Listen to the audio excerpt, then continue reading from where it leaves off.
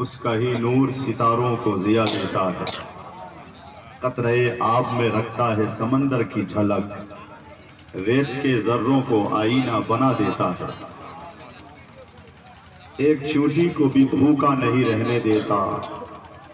رحم مادر میں وہ بچوں کو غذا دیتا ہے، اس کی رحمت سے شفا ملتی ہے بیماروں کو، زخم کو مرہم تسکین خدا دیتا ہے۔ تم ثنا کرتے رہو اس کی مسلسل گوہر،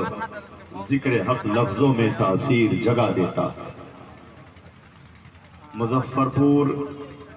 دربھنگا، سیتامڑھی، شیوہر اور مدھوبنی کے علمی افق پر طلوع ہو کر جن شخصیات نے مسلک اعلیٰ حضرت کے فروغ و ارشاد کی راہیں کشادہ فرمائی، ان کی بارگاہ کے فیض یافتگان کی ٹیم اس وقت منبر پاک پہ موجود ہے۔ یہ وہ علاقہ ہے جہاں سے علوم دینیہ کے فروغ و ارشاد کے لیے ہمارے بزرگوں نے بڑی جد و جہد فرما کر امام احمد رضا کی تعلیمات کو گھر گھر پہنچایا۔ مدرسہ کریمیہ منگرونی مدھوبنی اسی سلسلۃ الذہب کی ایک روشن کڑی ہے، جہاں تاجدار مدینہ کانفرنس بموقع رسم دستار بندی منعقد ہے۔ بڑی نایاب شخصیتوں کا انتخاب کیا گیا ہے۔ اگر جلسے کو منظم طریقے سے علماء اپنے مزاج سے علم، فن اور تربیتی نظام کو پیش نگاہ رکھ کر جلسے کو نظم و ضبط کے ساتھ چلائیں تو سنیت کا بہت بڑا فائدہ ہوگا، اور عام جلسوں کی روش کو پیش نگاہ رکھ کر جلسہ چلائیں گے تو سنیت کا بہت بڑا فائدہ نہیں ہوگا، بلکہ جو صورتحال ہوتی ہے جلسوں کی اور کانفرنسوں کی تو ممکن ہے کہ فائدے کے بجائے خسارہ ہو جائے۔ اس لیے چونکہ اس جلسے کے صدر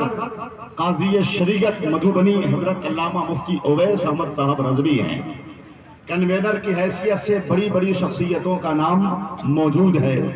یہ کہہ لیا جائے کہ پورے علاقے کے ذمہ دار علماء اس پروگرام کے نگراں ہیں، سربراہ ہیں۔ حضرت مولانا رحمت اللہ مصباحی خود اعلیٰ فکر اور صاحب فکر و بصیرت ہیں۔ حضرت مولانا ضمیر الدین صاحب بزرگوں کی بارگاہ کے تربیت یافتہ ہیں۔ تو میں ابتدائی دور میں چاہوں گا کہ رسمی نظامت نہ ہو اور صرف ہلہ ہنگامہ شور و غل نہیں، بلکہ جلسے کی نوعیت کو بدلا جائے، جلسوں کے انعقاد کے مقاصد کو پیش نگاہ رکھا جائے۔ ماضی میں جلسے ہوتے تھے تو صرف جلسے نہیں، ایک تحریک کی بنیاد رکھی جاتی تھی۔ حضرت علامہ ارشد القادری علیہ الرحمہ کے قول کے مطابق وہ جلسہ نہیں ہے جہاں سے ایک تحریک کا داغ نہ ڈالا جائے۔ تو جلسوں کے انعقاد کے مقاصد کو اگر نسلوں میں منتقل کرے تو آج بھی جلسے اپنی اہمیت اور افادیت کے اعتبار سے بہت ہی منظم ہوں گے، کارگر ہوں گے۔ میرے کہنے کا مطلب یہ ہے کہ آج جو لغویات اور فضولیات میں ہم وقتوں کو ضائع کرتے ہیں، اس وقت آپ جائزہ لے لیں گے یا کسی بھی شاعر کے وقت تو تقریباً اگر 500 لوگ بیٹھے ہوں جلسہ گاہ میں تو کم از کم 250 افراد موبائل کے کیمرے ضرور استعمال کرتے نظر آئیں گے۔ تو جلسے اس کی وجہ سے اہمیت کھو دیتے ہیں، لوگ کما کہوں ان سے استفادہ نہیں کر پاتے۔ اس لیے آس پاس کے لوگوں کو سمجھائیں اور بتائیں کہ یہ اخلاقی اور تعلیماتی اعتبار سے ایک درسگاہ ہے، یہ ایک سینٹر ہے، یہ ایک مرکز ہے، یہاں وہ آئے جو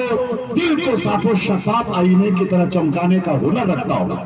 جو بے نمازی ہو تو یہاں سے نمازی بننے کا عزم لے کر جائے، اس کی زندگی میں ایک روحانی انقلاب پیدا ہو جائے۔